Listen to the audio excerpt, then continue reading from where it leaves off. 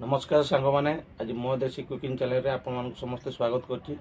आसतु आज देखिए कौन कौन आमर आइटम है सांग मैंने आसतु देखिए देखुवे आमर ये घुगुनी है घुगुनी यहाँ हूँ आमर सुजना शाग आउ ये मजा ये हूँ देख पुई झोल होती आमर खटा ओ खटा चलतु सांग मैंने देखा आज कौन केमती टेस्ट खाଇବା आज अलग प्रकार खिया हम देखिए सांग मैंने यहाँ देखिपारे घुगुनी घुगुनी टी ढालीद तापर ये ढालीद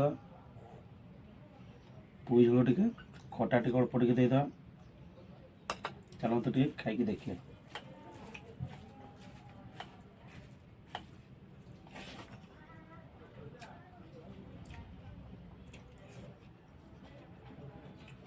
सुजना शाग बहुत बढ़िया है झोल देद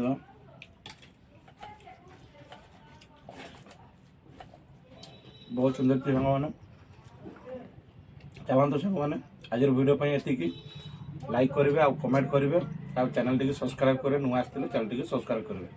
जय जगन्नाथ सांग मैंने रही।